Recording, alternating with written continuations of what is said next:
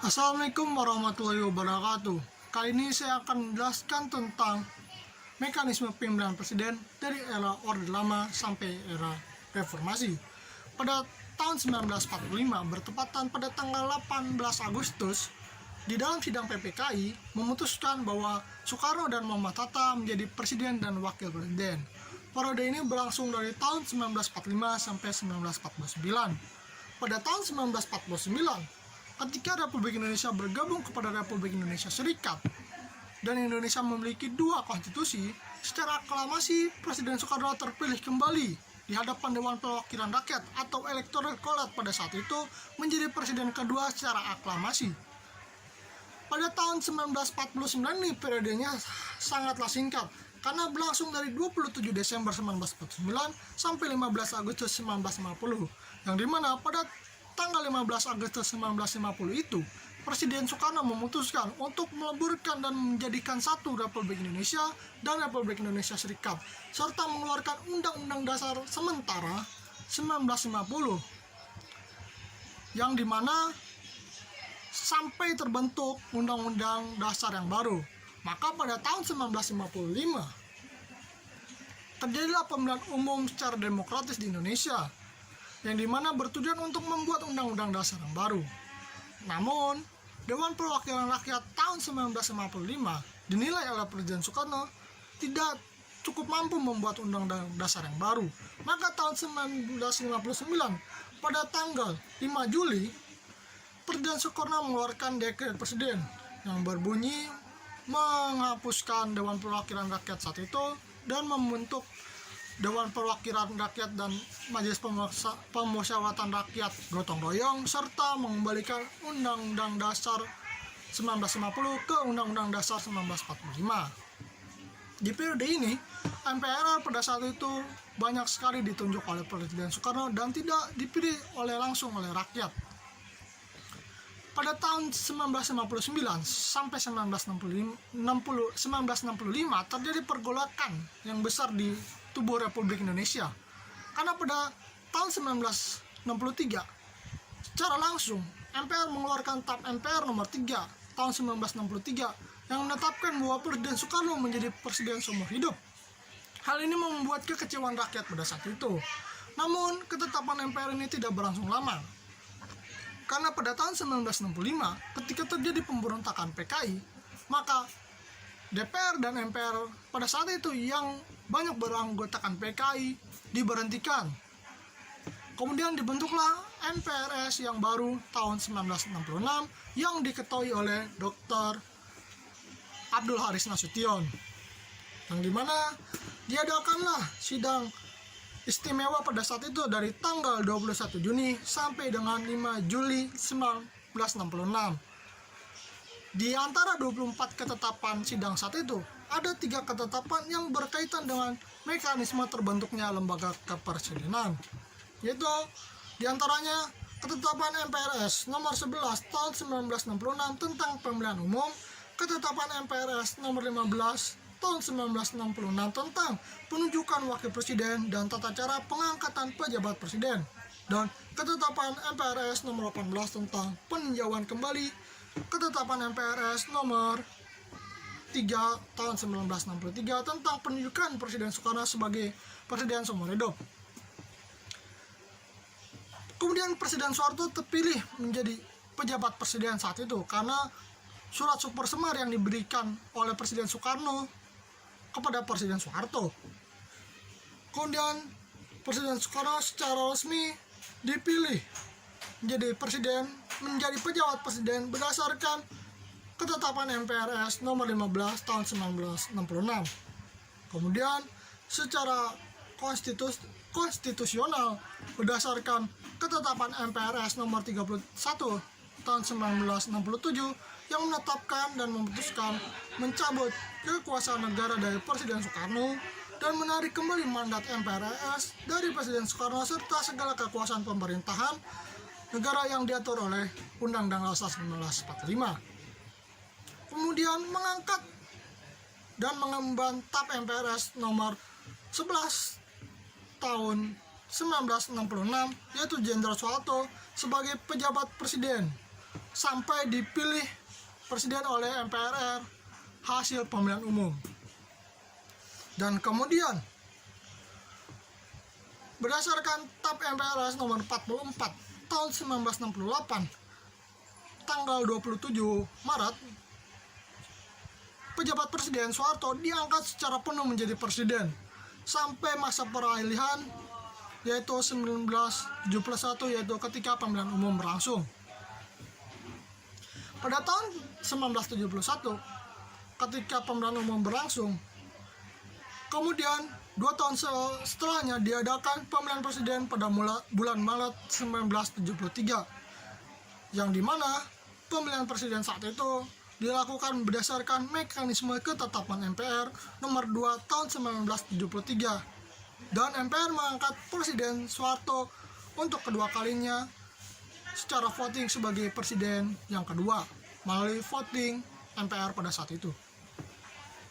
Kemudian, karena berdasarkan Undang-Undang Dasar 1945 yang dimana presiden dipilih oleh MPR dan tidak ada masa jabatan presiden yang membatasi saat itu, maka Soeharto selalu terpilih dalam sidang MPR sebagai pejabat presiden karena partai Soeharto yaitu Golkar dan didukung oleh sokongan ABRI selalu menang dalam pemilihan umum di era Orde Baru itu. Kemudian di era reformasi, ketika rakyat dan mahasiswa melihat Soeharto sudah lama menjabat menjadi presiden dan terpilih kembali pada saat itu, yaitu pemilihan presiden 1998, maka mahasiswa dan rakyat memerintahkan Soeharto untuk turun dari jabatan presidennya.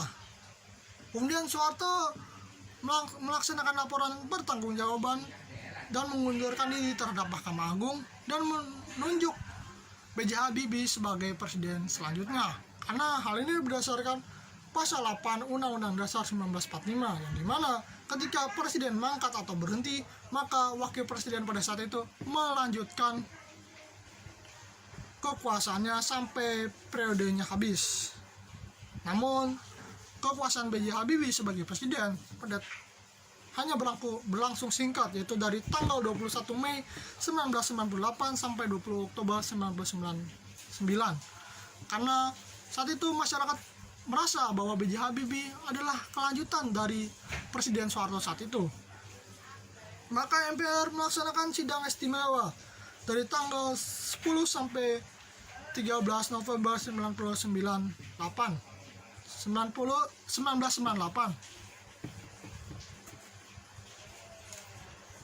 Nah, kemudian pemilu pertama dilaksanakan pada tanggal 7 Juni 1999. Pemilu ini diikuti oleh 48 partai politik.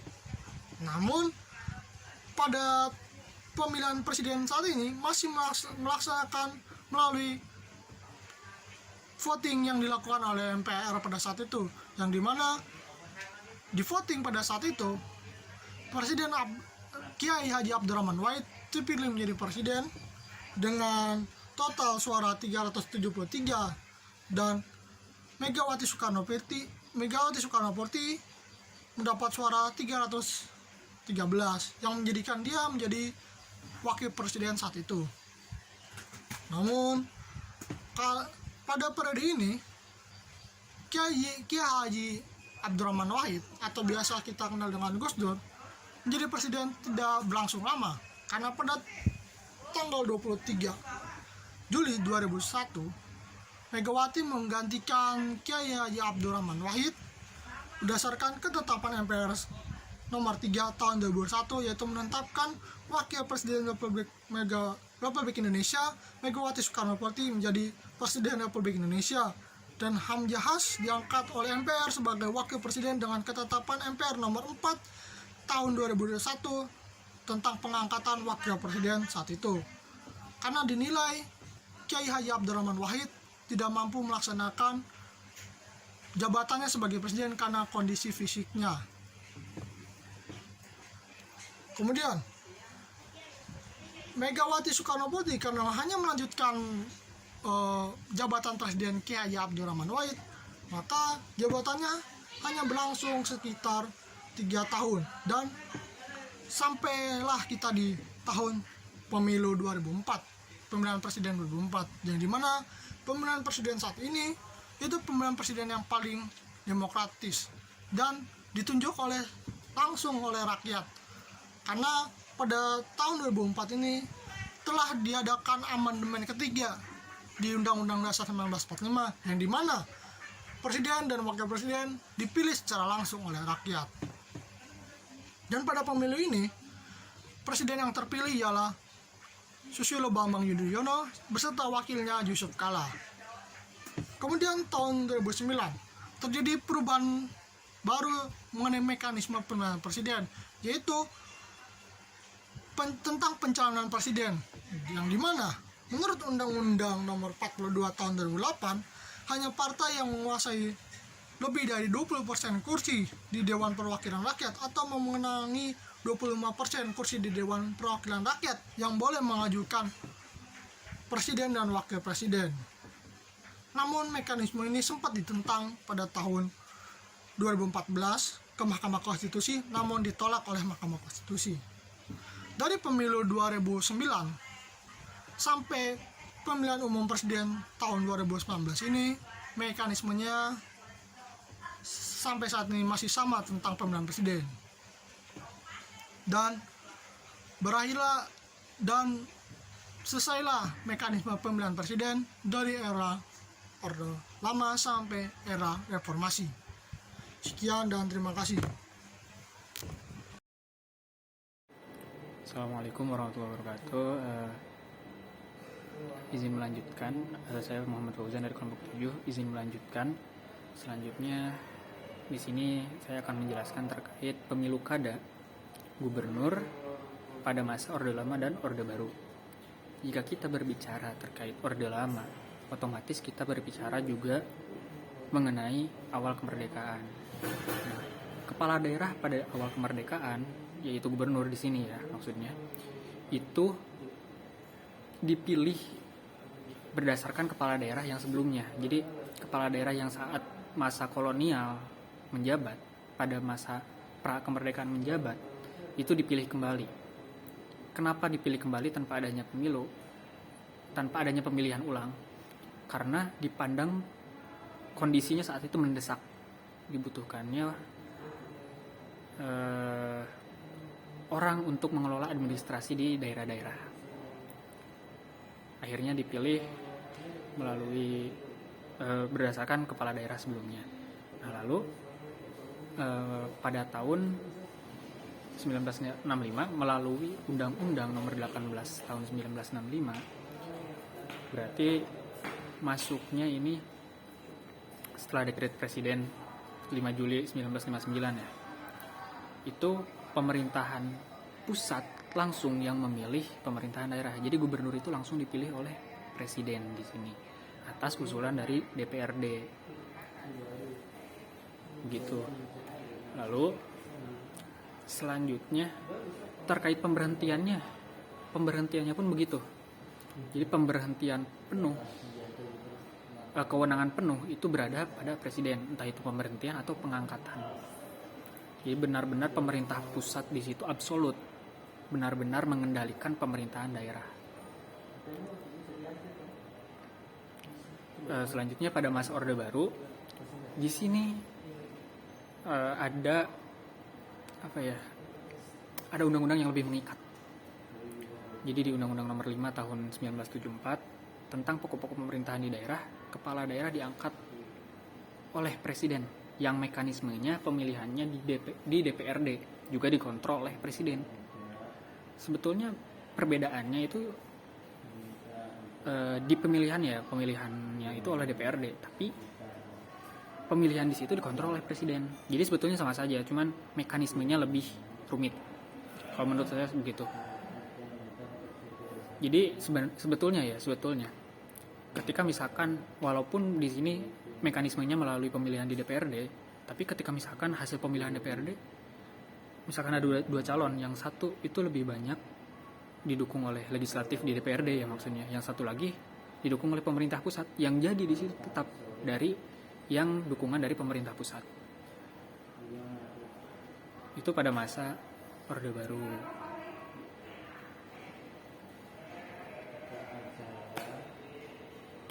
Mungkin cukup sekian materi yang bisa saya sampaikan. Kurang lebihnya mohon maaf. Assalamualaikum warahmatullahi wabarakatuh. Sistem pemilihan umum yang baru pasca reformasi ditandai dengan yang pertama, dilaksanakan secara langsung, dalam arti rakyat langsung memilih tokoh-tokoh yang dipercayai mampu mewakilinya dalam lembaga legislatif. Yang kedua, adanya lembaga yang memiliki tugas dan kewajiban dalam melaksanakan pemilihan umum. Yang ketiga, terdapat pula sebuah lembaga atau badan atau kepanitiaan yang bertugas mengawasi jalannya pemilihan umum agar dapat berlangsung secara jujur dan adil. Berdasarkan pasal 3 Undang-Undang Nomor 7 Tahun 2017 tentang Pemilu, asas penyelenggaraan pemilu harus berdasarkan prinsip-prinsip sebagai berikut. Yang pertama, ada mandiri. Yang kedua, ada jujur. Yang ketiga, ada adil. Yang keempat, ada kepastian hukum. Kelima, ada tertib penyelenggaraan pemilu. Yang keenam, ada kepentingan umum. Ketujuh, ada keterbukaan. Delapan, ada proporsionalitas. Yang kesembilan, ada profesionalitas. Kesepuluh, ada akuntabilitas. Kesebelas, ada efisiensi. Dan yang terakhir, ada efektivitas. Pemilihan umum tahun 2019 dirancang dan dilaksanakan berdasarkan prinsip-prinsip yang berbeda dengan pemilihan umum masa sebelumnya. Perbedaan ini dilakukan mengikuti perubahan-perubahan terhadap undang-undang mengenai pemilihan umum. Agar pemilihan umum dapat terlaksana secara langsung, umum, bebas, rahasia, jujur, dan adil, edukatif, dan akuntabel. Maka menurut Khairullah Gultom, terdapat beberapa aspek atau komponen yang harus dipersiapkan dengan baik, yaitu ada aspek komponen yang berkaitan dengan peraturan perundang-undangan pemilihan umum. Yang kedua, ada kesiapan penyelenggaraan pemilihan umum pada semua tingkatan, baik pada tingkat perencanaan, perorganisasian, pengawasan, dan pengendalian. Yang ketiga, ada kesiapan masyarakat sebagai pemilih dan partai politik sebagai peserta pemilu. Yang keempat, ada sumber daya. Yakni yang terkaitnya ada waktu, dana, sumber daya manusia, peralatan atau perlengkapan untuk melaksanakannya. Seiring dengan menguatnya tuntutan dan keinginan dan sebagian besar rakyat agar berproses pelaksanaan pemilu pada setiap periode dilaksanakan dengan lebih baik, jujur, dan adil, maka pada pelaksanaan pemilihan umum tahun 2019, pemerintah melalui DPR telah melakukan amandemen terhadap pemilihan umum, yaitu mulai diterapkannya sistem mencoblos atau melobangi pada kertas suara dalam pemilu 2019. Pemilu 2019 menerapkan penggunaan sistem suara terbanyak dalam menentukan caleg terpilih yang akan duduk di kursi legislatif.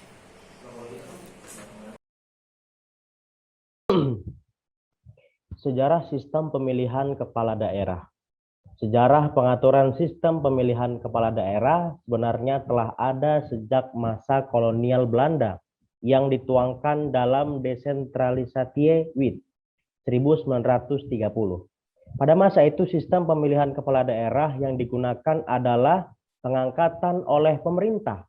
Jadi dari jabatan gubernur, residen, dan asisten residen dijabat oleh bangsa Belanda. Sedangkan jabatan lainnya oleh bangsa Indonesia menggunakan kompensasi upeti. Meneruskan sistem yang telah diwariskan oleh Belanda pada tanggal 23 November 1945, pemerintah mengeluarkan Undang-Undang Nomor 1 Tahun 1945 tentang Peraturan Kedudukan Komite Nasional Daerah yang merupakan undang-undang pemerintahan daerah yang pertama setelah kemerdekaan yang didasarkan pada pasal 18 Undang-Undang Dasar 1945. Sistem pemilihan kepala daerah yang diatur dalam Undang-Undang Nomor 1 Tahun 1945 yaitu dilakukan dengan cara pemerintahan pusat menunjuk langsung kepala daerah. Namun seiring dengan perkembangan Undang-Undang Nomor 1 Tahun 1945 dianggap sudah tidak sesuai lagi dengan semangat kebebasan setelah kemerdekaan. Sehingga pada tanggal 10 Juli 1948 pemerintah mengeluarkan Undang-Undang Nomor 22 Tahun 1948 tentang pemerintahan di daerah, yang di dalamnya mengatur sistem pemilihan kepala daerah yang masih sama dengan sebelumnya, yaitu dengan cara pemerintahan pusat menunjuk kepala daerah. Dengan rincian untuk calon gubernur diajukan DPRD, kemudian diangkat oleh Presiden. Sementara untuk calon bupati atau wali kota diajukan oleh DPRD, kemudian diangkat oleh Mendagri. Sistem pemilihan kepala daerah berdasarkan Undang-Undang Nomor 22 Tahun 1948 dianggap sudah tidak lagi sesuai, sehingga direvisi dengan Undang-Undang Nomor 1 Tahun 1957 tentang pokok-pokok pemerintahan daerah. Perubahan tersebut merupakan aspirasi dari partai politik di parlemen yang menuntut adanya pemerintahan daerah yang lebih demokratis. Sistem pemilihan kepala daerah yang diterapkan yaitu dengan cara pemilihan langsung, namun sayangnya sistem pemilihan langsung yang berdasarkan Undang-Undang Nomor 1 Tahun 1957 tersebut belum sempat dilaksanakan karena keadaan yang menimbulkan keresahan di kalangan pamong praja yang bertugas melaksanakan urusan-urusan pemerintahan pusat. Perkembangan selanjutnya, sebagai tindak lanjut dari dekret Presiden pada tanggal 16 November 1959, pemerintahan mengeluarkan penetapan Presiden nomor 6 tahun 1959 tentang pengangkatan kepala daerah untuk mengatur pemerintahan daerah agar sejalan dengan Undang-Undang Dasar 1945. Dalam penetapan Presiden nomor 6 tahun 1959 tersebut, sistem pemilihan kepala daerah yaitu kepala daerah diusulkan oleh DPRD tapi diangkat oleh Presiden untuk daerah tingkat 1 dan oleh Menteri Dalam Negeri untuk kepala daerah tingkat 2. Seolah masih belum juga menemukan pengaturan yang tepat tentang pemerintahan daerah, sehingga pada pertengahan dekade 1960 telah timbul tuntutan yang semakin kuat untuk merevisi sistem pemerintahan daerah agar sejalan dengan semangat demokrasi terpimpin dan nasakom, kelompok partai nasionalis, agama, dan komunis. Perubahan tersebut kemudian dituangkan dalam Undang-Undang Nomor 18 Tahun 1965 tentang pokok-pokok pemerintahan daerah, yaitu diangkat oleh Presiden untuk daerah tingkat 1 dan oleh Menteri Dalam Negeri untuk kepala daerah tingkat 2. Kemudian pada masa Orde Baru, sebagai tindak lanjut dari peristiwa G30 SPKI yang kemudian diikuti dengan lahirnya masa Orde Baru, pemerintahan mengeluarkan Undang-Undang Nomor 5 Tahun 1974 tentang pokok-pokok pemerintahan di daerah. Undang-undang tersebut mengatur sistem pemilihan kepala daerah dengan cara pencalonan oleh fraksi di DPRD yang memenuhi syarat. Kemudian menominasikan calon kepala daerah tersebut kepada Presiden dan kemudian diputuskan dan diangkat oleh Presiden. Setelah Indonesia memasuki masa reformasi pada tahun 1998, aspirasi mengenai otonomi daerah (OTODA) dan desentralisasi muncul melalui sidang MPR tahun 1998. Aspirasi mengenai otonomi daerah ditetapkan MPR nomor 15 Romawi garing MPR garing 98 tentang penyelenggaraan otonomi daerah pengaturan, pembagian, dan pemanfaatan sumber daya nasional yang berkeadilan dan berimbangan keuangan pusat dan daerah dalam kerangka mempertahankan dan memperkokoh negara kesatuan Republik Indonesia. Kemudian secara eksplisit, Pasal 7 Ketetapan MPR nomor 15 MPR garing 1998 memerintahkan untuk melaksanakan perubahan dalam pelaksanaan pemerintahan daerah dengan undang-undang. Untuk melaksanakan ketetapan MPR tersebut, pemerintah mengesahkan Undang-Undang Nomor 22 Tahun 1999 tentang pemerintahan daerah dan Undang-Undang Nomor 25 Tahun 1999 tentang perimbangan kekuasaan antara pemerintahan pusat dan pemerintahan daerah. Kedua, undang-undang tersebut dianggap sebagai cetak biru desentralisasi dan otonomi daerah di Indonesia. Meskipun begitu, perlu dicatat bahwa kedua undang-undang tersebut dipersiapkan dalam waktu yang sangat singkat dan tampaknya tidak begitu mengacu pada grand design yang seharusnya menyatakan bagaimana arah otonomi daerah itu sendiri.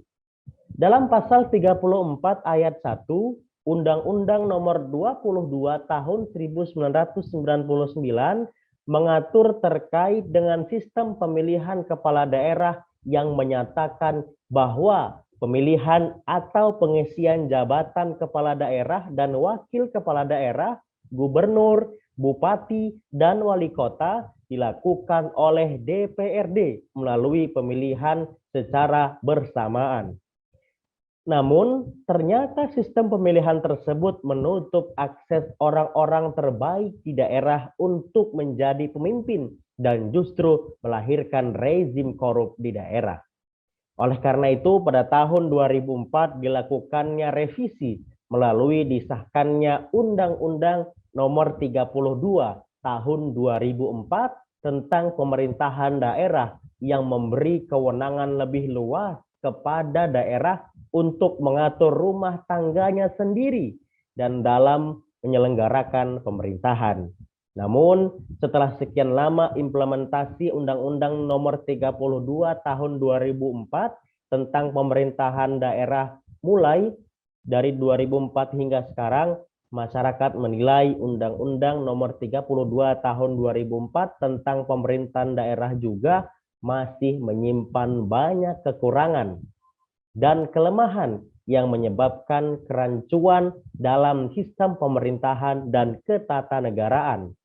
Hal ini didasarkan pada kenyataan bahwa pelaksanaan otonomi di bawah Undang-Undang Nomor 32 Tahun 2004 tentang pemerintahan daerah salah satunya menghadirkan politik dinasti dan politik transaksi, sehingga berakibat maraknya praktek korupsi, kolusi, nepotisme yang kita sebut KKN yang menghasilkan raja-raja kecil di daerah.